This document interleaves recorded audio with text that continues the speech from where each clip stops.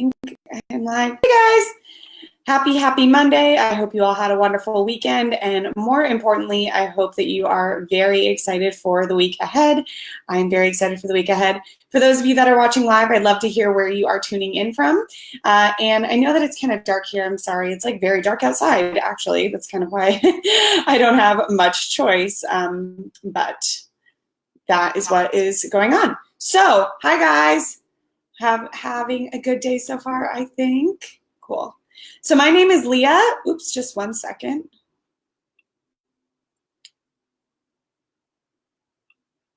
Okay, sorry, guys. Hey everyone, my name is Leah. I am the founder of Urban 20 Something, and hey Catherine, and I'm so excited to be here with you guys. Today is the Your Biggest Vision episode. Every Monday at 10 a.m. I'm here with you live, and then the episodes are released on my podcast later in the week. And today we are talking about something pretty personal. Today I'm sharing my failures. So the reason I decided to open up about my failures, even though it's a little bit vulnerable, is because I feel like in entrepreneurship, you're told a lot that it's good to fail, that you should fail, that you have to fail, that failure is part of the process.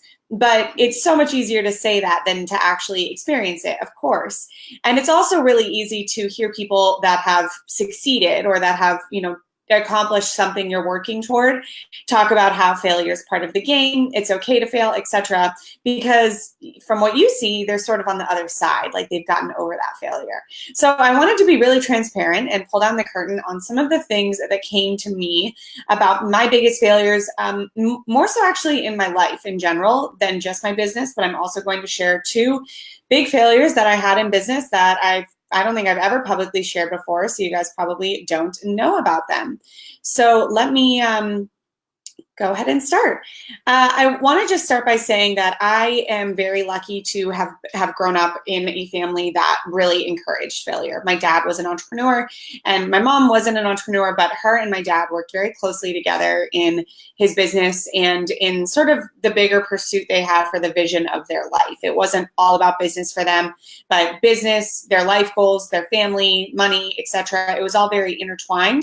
And so because of that, I consider my mom sort of having an entrepreneurial spirit as well, because for her and my dad, they were sort of co-creating all the time this vision that they had for their life. My dad just happened to do a bit more of the business part of that creating. But needless to say, they failed a lot. We were, they risked a lot when we were younger and even as we got older, but they really did not shy away from how important it was for us to fail. And they were always encouraging us to try something new, to put yourself out there, to not care what people think, to not be too hard on yourself if you fail, etc. So I'm really lucky that I grew up with that mindset, because I do think that this would be a bit harder for me if I didn't have parents that encouraged risk from the beginning. So I want to just start by saying that if you feel like you grew up in a perfectionist type family, or a family that had a whole lot of pressure, or a family that didn't talk about failure or risk, then this stuff can be even more work that you might want to focus on every day for you for a little while. It might take you a longer time to adapt to how okay it is to fail. And it might not even sound like something you want to do. You might be thinking, Leah, I don't want to spend my time becoming better at failing, right? I want to become better at whatever it is that I'm trying to do. But if there is one of the biggest lessons I've learned so far in business, in being able to build my own business, to work for myself, to generate the income I have, it is that the more I succeed and the more goals I achieve, the more I fail. So if you are trying to do any sort of transformation in your life, really, it doesn't have to just be about business. It can be about your career, relationships, weight, health, etc., then failure is going to be probably part of the equation. And I really think that the bigger the goal, the more failure will probably happen. And so one of the things that really stuck with me my whole life about encouraging me to fail, actually not my whole life because it wasn't that long ago, but it was my college graduation. So I went here to NYU in New York, and at our graduation from the school that I went to, one of the speakers was John Radley, who is the screenwriter for 12 Years a Slave. And he is an alumni of the school I went to at NYU. So he was our speaker. And the school I went to at NYU was a individual study school. So you kind of got to shape your own major. Every student had a different focus. It was really cool in that way. No two of us were alike. And, that was something I really liked about it. And looking back, I know that I've always had an entrepreneurial bone. Like I look back at some of the things I tried to do in high school and college, and even when I was a lawyer or not a lawyer, but when I was working as at a law firm, I always had these kind of flickers of idea. Like I started a nonprofit at one point when I was working at my law firm. I tried to write a book about my scoliosis, which I had very bad scoliosis when I was in college. So I've always kind of had these, glimmers of entrepreneurship. And I think that that's one of the things I really loved about the school I went to at NYU. And so anyway, fast forward to that graduation night, and this speaker comes out who had gone to this school of individualized study. And he gave an amazing speech. And I know that there's so many cliches that come with these commencement speeches or speeches with any sort of, big transition like that. And I get that. But for some reason, one of the things he said really I think I just needed to hear it at that time. I was really ready to receive it, and it didn't feel cliche to me at all.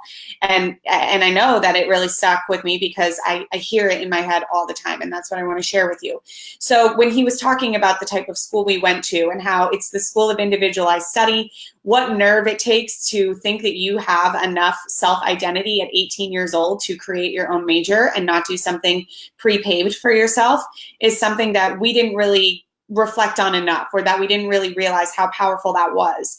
And he talked about how, it's going to make me tear up because he teared up when he said that the only success in life is when you're happy to be yourself. And I'm going to write that in the comments of this Facebook group because I think it's such a great quote.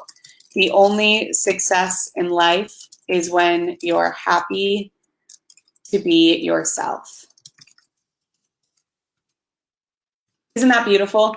And he said right after he shared that, he said, if you are not failing, you are not trying. Again, a very common phrase, but it was just the right timing, looking at his career, knowing he had gone to Gallatin, the same school I went to, etc., that it just really lined up for me, and I have never forgotten it. And in fact, I actually wrote my law school admissions essay on how impactful that speech was to me, but that's a different story. Nonetheless, I wanted to share that with you because that was a really profound moment in giving myself permission to fail, seeing failure as a good thing, etc. And from then on, I've really tried to incorporate that every time I have fallen flat on my face, every time I've embarrassed myself, which I have way more times than I'll be able to say in this one episode, but it's what I've always come back to. And so I'll probably reference it as I share my 5 biggest failures now. And I hope that it resonates with you as well. So my 5 biggest failures, I'm going to share what they were, what I did after, and not all the time was that sort of pretty or, I didn't always handle it well right away, what I learned from it, and how it helps me handle failure now. But I really want to share what I learned from it because as I was going through this and preparing for this episode and looking at the 5 biggest failures, I genuinely, not in a corny way, but I genuinely can say that I am so grateful each one of them happened because I can't imagine how my life would look different if I hadn't had those quote failures and those things have not worked out for me. And you'll see what I mean here, but it's not even just me saying that, everything happens for a reason because I'm trying to make myself feel better. I really genuinely know my life would not have turned out the way it has if these failures hadn't happened. And I'm sure you're going to resonate with this too on some level. So here we go. The first failure, I don't talk about that much because it was such a heart devastation for me, was that when I was in high school, I had dreamed of coming to New York my whole life. If you guys have heard any of my shares about this, I had a big mural of New York City on my bedroom wall. Since I was 13, I had my dad paint it. He didn't hand paint it, but he put the wallpaper up there. And he, it was just there. And I would dream every night. I would go to sleep looking at it, thinking, I can't wait to live there. I can't wait till I'm there. I can't wait till that's my view. And spoiler alert, that is my view now, not even that many years later. But a big part of that plan was that I really, really wanted to go to NYU. I knew I wanted to be in a village. I knew I wanted to be downtown. I knew I wanted to be right in the city. I didn't want a college experience. And you can imagine the failure I felt when I didn't get into NYU. My senior year of high school, I did not get in. I tried really hard. I studied for the SAT. I tried to take AP classes. I thought I did a lot right, and I didn't get in. And it was devastating. It was completely like my world had fallen apart. I had worked, I thought, for years to do this. And, of course I could have worked harder. Like there's a reason I didn't get in, but I really felt in my heart like that was the school I was going to go to. And it was really hard to just not go. And I didn't really want to go anywhere else. I was so sure that that's what was right for me. And, it just really flipped like my sense of self-trust and my intuition, because my gut had just been so strong that this is what I was going to do. And when it wasn't an option, it was sort of like, well, not only do I not know, what to do next, but I feel like I don't even know myself that well anymore, because I just had really thought that this is what I was going to do.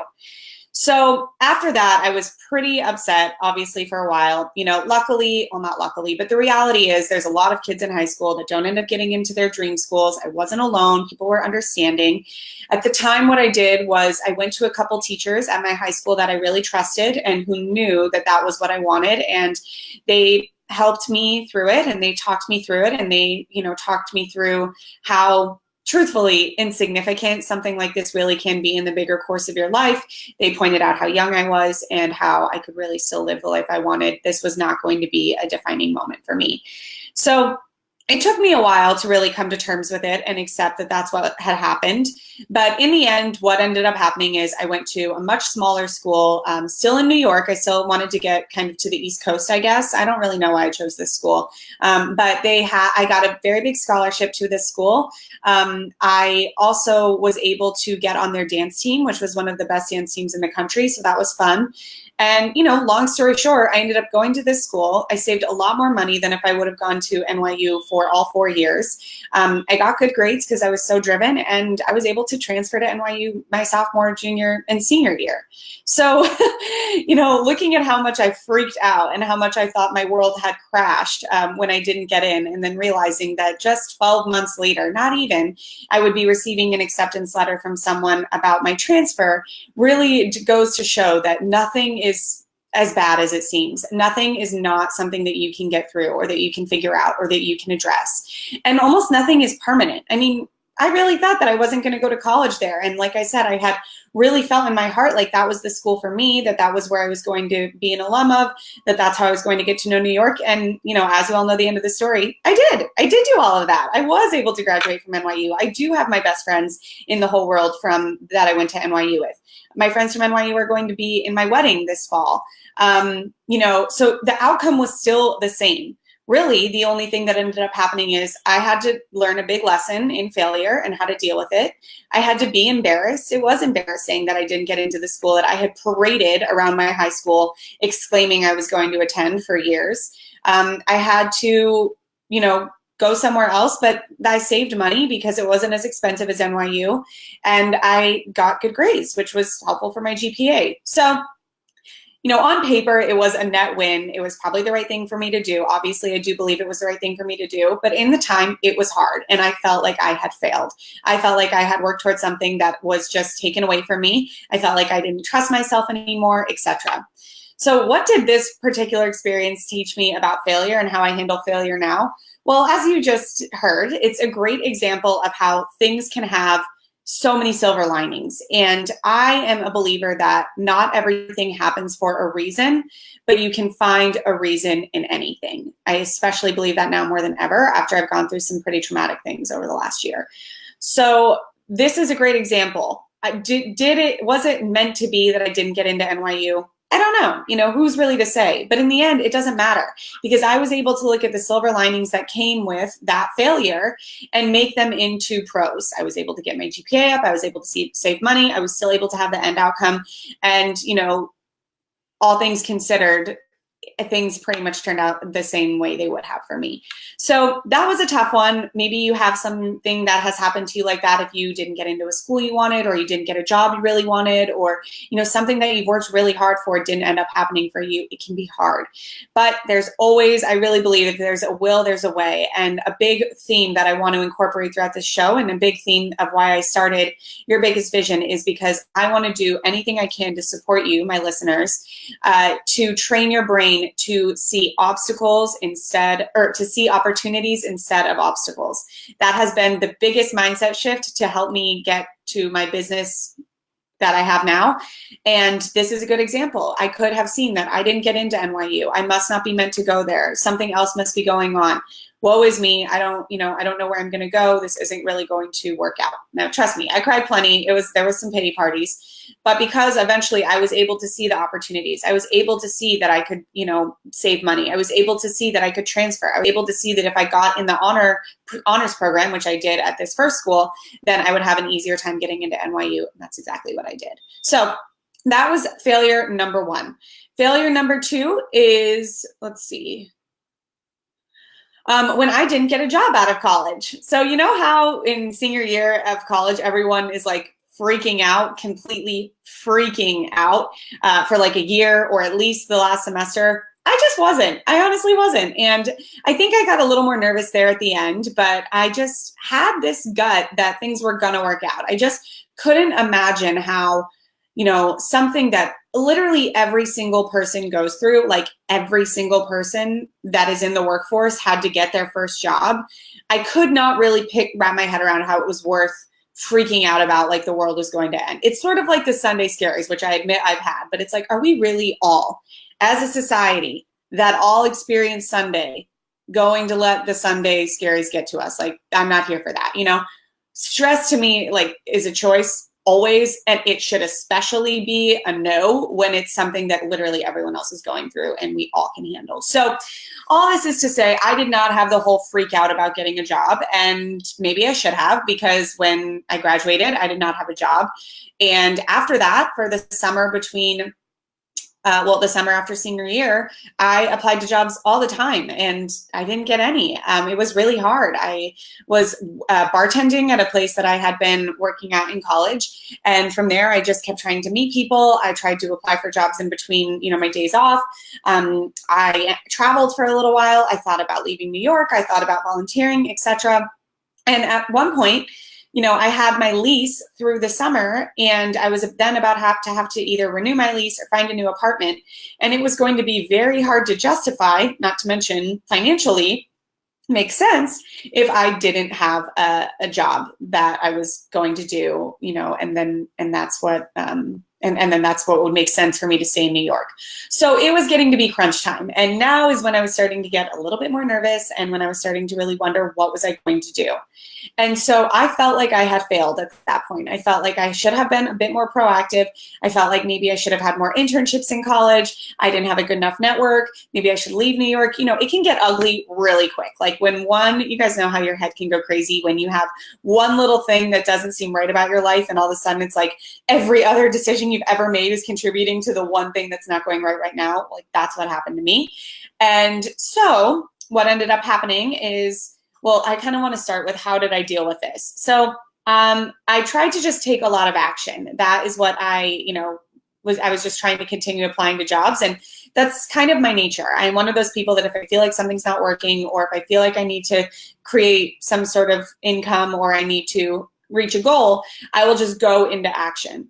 And looking back, I think one of the things I did wrong during that time, and one of the things I think I'm better at now, is realizing that if you are experiencing some sort of challenge or obstacle, you're going to have a much easier time solving it if you sort of center your inner turmoil first, and then do the sort of external action steps. If you are taking action from a place of stress, fear, like being kind of maniac or frantic or something, then you might have some wins, but it's likely not going to last. And especially if you're building a business, I really, really recommend not making decisions when you're in a frantic or stressed state, because you don't want to be building blocks or foundational parts of your business based on fear or based on, franticness or something like that. So the same kind of applies when you're looking for jobs, right? Like you don't want to get a job out of desperation, out of fear, out of just complete mania, or, you know, crazed states of mind, you probably won't like the job. It probably won't be that much fun. And I know you're thinking, Leah, like, I have an income though that I need to have for either, whether you're building a business or you're getting a job, you have an income that you need to create. And I get that.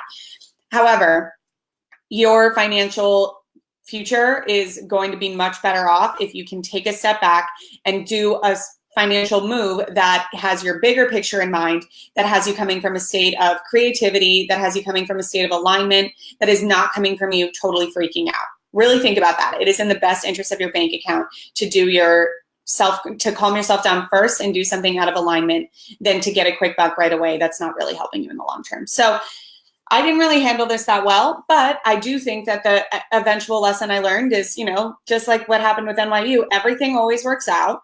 Everything there is opportunity everywhere that there's an obstacle. So everywhere that you feel like there's a hump you can't get over, there's actually 17 different ways to get around it. You're just looking at the one way that you can't get over it. So that was true with my NYU situation, and that was true here. So I thought that I didn't have a job. I thought that I failed. I thought that I really messed up by not being more proactive, etc. And the ending of the story is that I was with a very good friend of mine, and I told him that I was a little bit stressed, and I wanted to work at a law firm because I thought I was going to go to law school, and I just told him that I felt like I kind of needed a break to clear my mind. So he and I went to Nantucket for the weekend, and we were with some of his family, and while we were there, we were walking around, and long story short, I met in Nantucket a lawyer from New York City. We had a really great conversation. I sent him my resume. I came in and he interviewed me. And spoiler alert, that was my law firm job that I had for years in New York. So, you know, you never know how things are going to work out. And sure enough, that was like one of the best jobs I could have had. That taught me so much. I am very close with this man still. He's coming to my wedding. So if I would have just like let fear take me over and not said, you know what, I need to do a little bit of internal work right now. I need to leave New York. I need to step away and I need to really cleanse my mind, then I probably would have left. I probably would have moved. I probably wouldn't have made it because I would have given up because I only would have seen the obstacle. So this example is actually one where I don't feel like I handled it very well. I mean, in the end, it all worked out, but mentally, I think I could have saved myself, I don't know, years off my life if I wouldn't have freaked out so much like that. And if I wouldn't have, you know, just not trusted myself like that. You know, this stuff really, I don't get where we get this complete lack of self-trust from, but I know that I would have been a lot happier. I would have enjoyed the time a lot more, and I would have just been in more alignment if I would have trusted myself more. I think this is what really so much of failure comes back to is trusting yourself. And that was a huge lesson in it, you know. When the going gets tough, sometimes that's when the most amazing things happen. Okay, failure number 3. I want to just catch up on your guys' comments really quick. Thank you guys so much for tuning in. Yeah, Zaina, it isn't an amazing story. It blows my mind when I really think about it. And it's so, it's just so meant to be. It's just such a reminder that the universe is always conspiring in your favor. Catherine, that's so true. I definitely felt like I was a little more desperate when I agreed to take my first and last job. And yeah, right, exactly. So you don't really want to make any decision based out of stress, fear, anxiety, thinking that it's going to be a Band-Aid on whatever you're stressed out about. I know it's easier said than done. And trust me, I have been guilty of doing that. And I probably will again sometimes because we're only human. This isn't about getting mad at yourself or thinking that you're cowardly, but it is about being aware of the things that have happened in your life and wondering, you know, what can I extract from that? How can I learn more from that? How can I be more trusting of myself and of others so that I don't have to experience this grief? And you know, if I would have gone to Nantucket in that place of just pure terror, so much stress, so much unknown, I probably would have been in, you know, like blinders and wouldn't have been able to really see what was around me. Probably never would have talked to this person. I wouldn't have been so open. And the next thing I knew, I had a job. So it all comes back to your belief in yourself. Let's go on to number 3. Let me just take a sip. Oh, thank you so much. Yeah, this is a little nerve-wracking to talk about. I'm not going to lie. It's not the easiest thing to come up here on social media and be like, here are the biggest ways I've failed. So thank you guys for bearing with me. But I think it's important to share because I didn't, you know, get to where I am, and I still fail all the time. And so I really want to share how I've dealt with this in my own life. Okay, So the next failure that I had in my life, and then I'm doing 2 business ones after that. So for those of you who are entrepreneurs and you're like, let me let me hear how you handled failure in your business, we're getting there. But right now I want to talk about one more real life failure. And this one's like so exciting because you guys probably know the ending. But I scored about 4 points lower on the LSAT than I had when I was taking the test, LSATs. Now, I know 4 points might sound like not a whole lot. I don't know how much you guys know about the LSAT, but when you, first of all, it's out of 180 points. So when you get into the higher percentages, the points do matter a lot. And when you're looking at specific law schools, they're pretty strict on who they won't accept below a certain point or a certain score because they don't want their averages to go down. So 4 points was kind of a big deal. And the biggest disappointment, the biggest reason it felt like a failure was because I had been averaging a much higher percentile and a much higher point average for months leading up to the time taking the LSAT. And I'll never forget when I got the email, I was at dinner after work one day. I didn't know that I was going to get my LSAT score that day. And I checked my email and sure enough, there it was. And there were those points. And I just like completely burst into tears in this restaurant. I felt like I had just worked so hard for months and months and months. I had applied to all these schools based on the average that I had been doing with my LSATs practice tests. I was worried that I was too late to apply to other schools that were a little bit lower ranked, that were more likely to take me. I didn't know if I wanted to go to those schools. I went into this like existential crisis in the middle of this Times Square restaurant because I wasn't sure what to do with the 4 points that I didn't have on my LSAT score. And I also just knew that I had done so much to, I took like this big LSAT class. My parents had given me a little bit of money to do that. They had believed in me. All my recommenders had believed in me. I had really leveraged so much of my connections in my personal life to make this happen. And I felt like I let a lot of people down. I know hearing this now, you might think like, okay, Leah, people have better things to do than worry about your LSAT score. And you're right. But in the moment, I'm sure you can relate when you feel like you have, really put so much into something and those around you, whether financially or just emotionally or whatever the case may be, time-wise, have invested in your success. And when you feel like you don't succeed, you feel like you don't only let yourself down, but that you let everyone else around you down. And that's how I felt. And I felt scared because I didn't know what other law schools I should be applying to. I felt like it was too late. I didn't know if I should do this again. You guys, I even looked into quitting my job, moving home to Colorado for a couple of months just to study for the LSAT uninterrupted because it was so strenuous to study for it around a 9-to-5 job.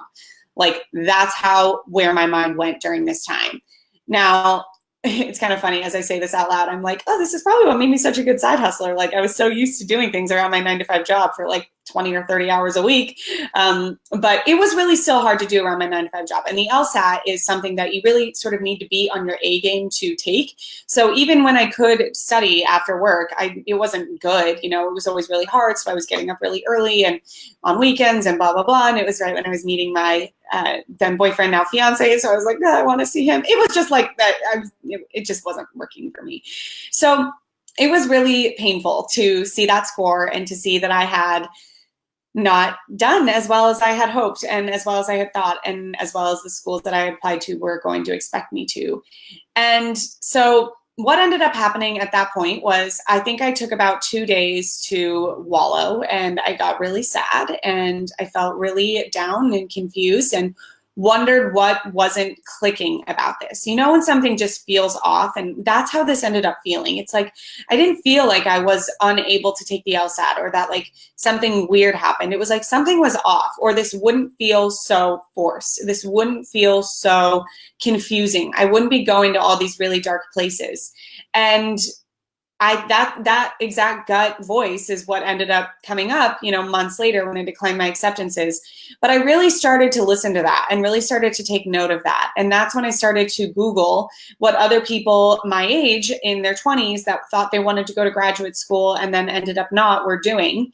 That's when I started seeing an incredible lack of content out there for that type of advice at the time. I think now people do write about it a bit more, but I felt really alone and I felt like I didn't have anyone to talk to about it, even in my day-to-day life. My boyfriend was a lawyer.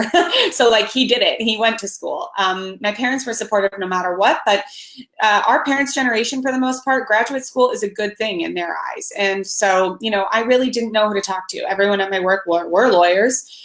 And that's when I started getting the flicker of ideas for starting Urban 20 Something, a website for millennials that were confused about their path that they wanted in life, and knew that they wanted something different, something more, but they weren't sure what, and they weren't sure who to talk to about it. And I like was the furthest from being sure what I was going to do or how I was going to get there at the time. You know, it's so like amazing how it's all unfolded. But for those of you that have been on this journey with me since when I started, you have seen me go from completely confused on this quest to find what was fulfilling in life, a career that was suited for me in life, what would end up clicking for me, you know, should I or should I not go to graduate school, to now I have the most fulfilling career I could have ever dreamed of. I can't believe the work I get to do every day when I wake up. And, you know, it's much more financially stable than if I would have gone to law school and had all this debt. And it's just amazing how only in a couple of years I've been able to find that. But I digress. The point is that obviously the LSAT not working out for me was a blessing in disguise, because I didn't even end up going to law school. So it wasn't actually even a blessing, because it didn't actually even matter. I didn't get into one of the schools that I had really wanted to, probably because my score was a bit lower, but I did get into 2 good schools still, even with my relatively lower score. So I guess this example, you know, in the end, it truly didn't matter, because I didn't end up going to law school. But I really felt the feeling like I let everyone down from this experience. Probably more than anything else, this is when I felt like I let everyone in my life down, including myself. And this also was the first failure that really made me see, but it was hard to accept, that the reason I was failing was because I was self-sabotaging myself subconsciously. So maybe you've had a failure like that, or maybe you're sort of feeling like that right now, but it's a powerful thing to experience when you sort of can, you know, come to terms with the fact that, like, I really did start realizing that I think I did poorly on that test because my subconscious mind was not cooperating. It did not want me to do this. I did not want to go to law school. And that's a really hard thing to wrap your head around at first, because it makes you feel like you should have known better. It also makes you feel it made me feel not that strong, because it made me feel like I should be able to do anything if I work hard enough. And I shouldn't be, you know, self-sabotaging myself in that way. But it actually, there's nothing strong about going against your own intuition. I think that listening to your intuition is the strongest and most brave thing you can do. I just didn't know it at the time. So this failure has helped me really think every time now I fail. Did I fail because I didn't know how to do something right? Or did I fail because I don't actually want to do this? And I think that this is an important distinction that you make, especially if you're an entrepreneur, but really anytime you fail, really reflect and think, you know, what did I learn that I could do better on next time from this? Or do I actually not want to do this again? Because that information can be just as much, if not valuable, than learning what you, quote, did wrong. And I think a lot of the times our failures are coming from either like society or yourself, more often than not, like your subconscious telling you that you don't actually want to do this, or this isn't really right for you. Maybe you should have someone else do it, etc. But other times failure can be like, well, what did I do? What could I do better? And that's what we're going to talk about here. But so that's what I want you guys to take away from this, is asking yourself when you fail, did I do this because I need to learn something different, or did I do this because I don't actually want to do this? All right, let's get into my business failures. I'm going to take a sip of water. This is kind of a long one. You guys are troopers. Thanks for sticking with me. Okay, the first big business failure I could think of was when I released my first e-course. So this was, I mean, years ago. I released an e-course that I had worked really long and hard on. I had hired a blogging coach for about a month to help me prepare it, to help me lay out the, you know, material itself and the programs, etc. And so I was really excited about it. And I had a pretty big email list at the time. Like what this coach had told me was big enough. So I thought that this was a good course. I put a lot into it. I did a lot to make it happen. And I did, just looking back now, like a pretty basic launch. You know, now I do much more sophisticated, complex things when I put something else out there. But back then, I just sent a couple emails. I think I did a couple webinars that week. And I wanted to sell, I don't remember how many. But the failure came when it was, let's see, I think I put it on sale either a Monday or Tuesday of that week. And then the doors closed Friday night. And by the time I got to Thursday, I hadn't sold anything. And I had gotten lots of unsubscribes on my email list. And back then, I was really attached to unsubscribes. I was also really attached to my email list. So I completely felt like a failure. I felt like not only did I not sell anything, but I'm also repelling people that have been following me for a long time. Now they're leaving me. All this work was for naught. I put all this behind the scenes work out there for no one to even buy it and for me to even actually undo some of the things I had worked really hard for. I remember coming home from my job, because at the time I was still at my 9-to-5 job, that Thursday. And my then boyfriend was here at our apartment, and I just like laid on the floor and cried. And I just was on the carpet crying. And I just thought, and I remember crying to him thinking like, I just don't have what it takes. I'm just not one of those people. Have you ever felt like that? Like, have you ever looked at people online or entrepreneurs you look up to, or maybe feel like you're an athlete or some sort of person at your job that you look up to, and you've seen their accomplishments, and then you try and it doesn't work for you, and you think, I'm just not them. I just don't have what it takes. I'm just not as good as them. That's how I felt. And I remember bawling and saying, like, it's just not right for me. Like, I just don't think I can do it. I want to do it so bad. I want this to work so bad, but it's just not. And I remember Adam telling me, do you really think that? Do you really think these people are any better than or smarter than or bigger than you or whatever, or like whatever lies you're telling yourself? And I remember in the moment kind of feeling like, I don't really think that, but look at that. Look at the results. Look at what I don't have that other people have created. I did everything right. Like, I hired someone, I followed the steps, I got my email list up, I did this really great content, and it still didn't work. It must just be me, because these sort of recipes that they were giving me was still right. And so I don't think in my core, I thought that it wasn't right for me, but I think that but I think I was looking too much at the results to determine like my own self-worth. So I remember the next morning, that Friday, I listened to a podcast episode that was quite old. I don't remember whose podcast it was. If I can think of it, I'll put it in the show notes or below this video. But the podcast talked about the importance of 11th hour miracles. And 11th hour miracles are sort of just like they sound. When the going gets tough, when things aren't working, when you quote failed, when things didn't work the way you wanted, 90% of very smart people will take the brakes off. They'll say, this didn't work. I'm going to stop spending money on Facebook ads. I'm going to stop spending my energy emailing more. I'm going to just be okay with it, but just kind of like go back to the drawing board, see what didn't quite click, assess everything that I did right and wrong, and we'll try again next time.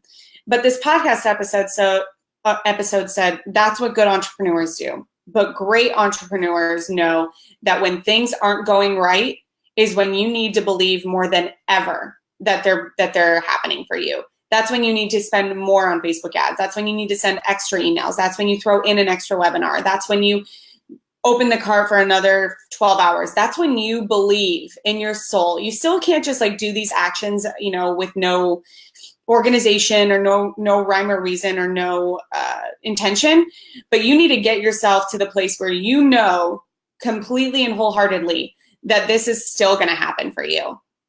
And I remember listening to that on the way to work that Friday morning and being like, you know what? I challenge accepted. I'm going to do that. I am going to believe, and I'm going to believe, and I'm going to believe some more. And I really, it took me a couple hours. I didn't take action during that time, but I just really got to the place where I think what I did that was really helpful is I wrote down all the reasons why this was still going to work. So I started really looking at all the emails I had sent. I started looking at the webinars I had done, the people that I had reached out to, the people that were reading my emails, the reason, like how I had been blogging for like a year before that, all the things I had done, all the reasons why this was supposed to work.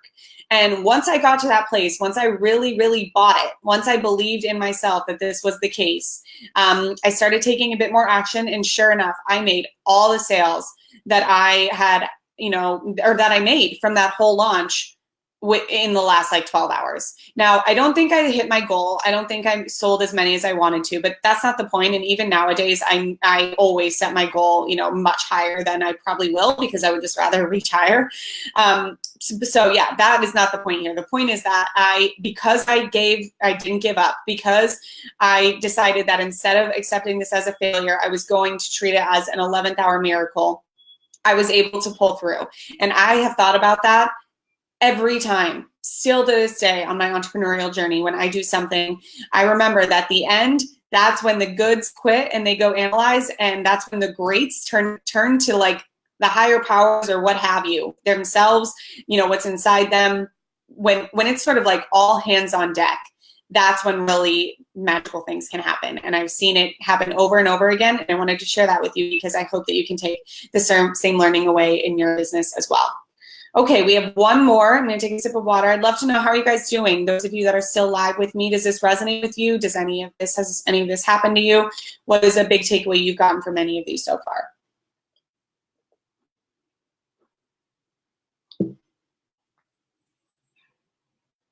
All right. Feel free to update me, but I'm just going to keep moving. And by the way, if you guys ever have any questions on these lives, I'd love to hear from you. If we have time, this is kind of a long one, but if you do have questions, let me know and I'm happy to answer. So the final business failure I did was that I don't exactly remember when it was, but it was relatively I love that 11th hour miracle story too. That's like one of my biggest business lessons. And so the last failure, also a business failure, and it was a launch after that first launch, mind you. So not everything is a complete uphill, right? So it was a launch after that first launch when I actually did sell nothing, not one thing sold. Now this was very early on for me, so it was after the first, it might've been my second one. I don't exactly remember, and it wasn't a huge launch, I'm not sure, like it wasn't I had put all my eggs in this basket kind of thing, but it's the only time this has still ever happened to me where I put something out there, I had the timeline, I did it right, I did all the emails, blah, blah, blah, and it didn't sell at all, not once, not one of them sold. And so that was really hard. That was straight up a failure. Like I spent all this time on something, I launched it the way I was supposed to, and nothing sold. And so at this point, I didn't go into like the dark depths of the soul that I had during that first time, because I was like, well, you know what? I have done it. I know I can do it. Just something must be mismatched on this one. Maybe this isn't like, it's just not resonating with people. Maybe I need to do more market research. Maybe who knows? There's a whole number of things. That's the thing that I want all of you to remember when you're launching something is like, it's very, very hard to don't get mad at yourself, because there can be so many different reasons why things don't work out the way you want them to, because there's so many different factors that go into launching something. You don't know what your audience is doing. The time of year could be different. The price could be wrong. Someone else could be doing something similar. You could have done all these typos that who knows, And so yes, it is good to go analyze, but just not beating yourself up for something that could take you forever to detangle and not always be worth it. So anyway, all this is to say that at this one time, I launched something and it didn't sell at all. And I launched it a little bit differently than the first. So I was sort of like, okay, well, maybe that's why it didn't sell, is because, I didn't do it exactly the same way. But the takeaway that I finally learned from that, I remember I cried. I cried, like I'm the first to admit, it's not fun when you feel like you fail. And I remember crying to Adam and just saying like, this really sucks. I feel like I did something well and right, and I really tried, and maybe I don't know what to do. And he's like, all right, well, what do you want to happen? And I remember that's when I started getting serious about thinking like, okay, you know what? This isn't just my side hustle. This isn't something I want to just be for fun. If this was just for fun, I wouldn't care this much. This isn't something that I would be so attached to. And that's when I started to get my wheels turning about really turning this into a business, maybe making it my full-time thing.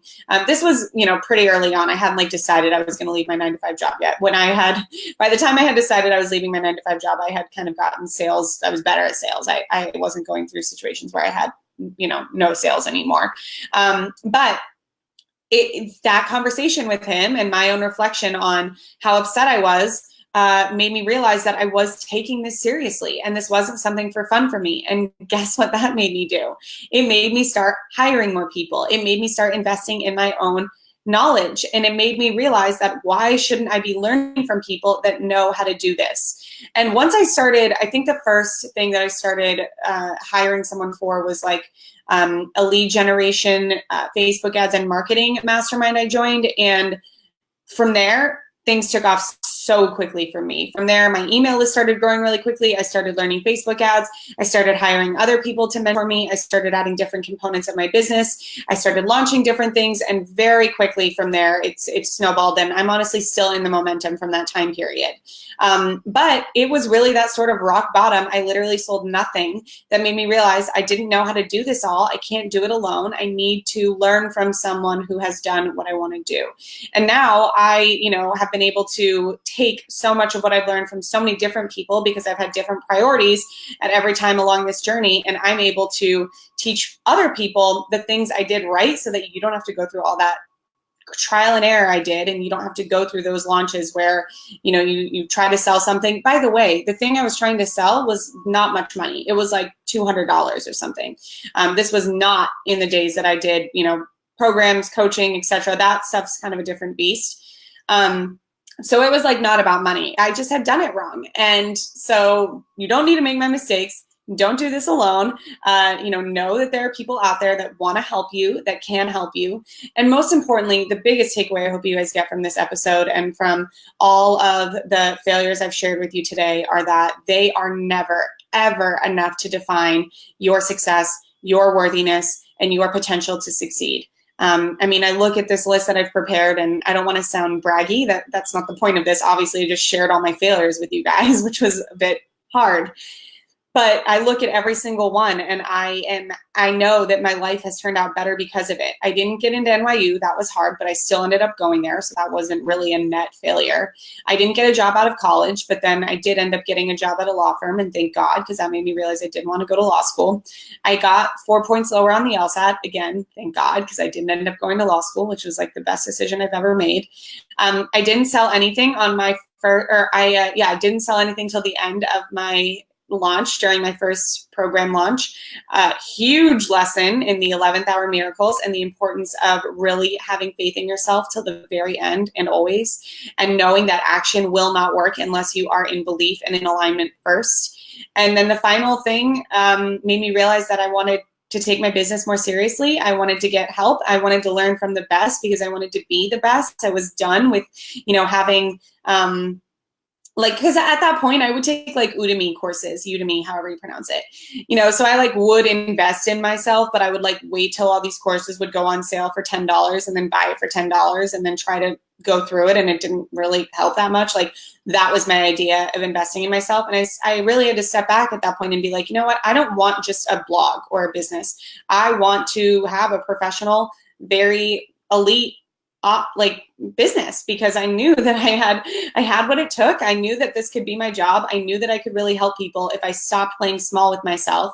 And that's now what I've created. And so that was a huge lesson too. If you want to make elite money, you need to have an elite business. You need to learn from the best. So all of these were huge lessons. All of these were huge blessings. Failure is not fun, but it is never the end. It is usually a comma onto a much better ending of your sentence, of your story. And remember, wherever, ever, always you see an obstacle, there are 15 different opportunities to get around it. They're probably more fun too. Have fun with this. Let's all remember that this is about enjoying our lives, enjoying our businesses, enjoying whatever it is we're creating, and try to just be as lighthearted with it as you can. And know that I'm here for you if you guys are going through anything tough. I hope that you guys liked this episode. If you have any feedback, or if there's any other things that you'd like to hear on the Your Biggest Vision show, I'd love to hear from you. You can comment below, or you can always email us at help@urban20something.com. And for now, I hope you guys have an awesome week. I will talk to you soon. And here is to your biggest vision.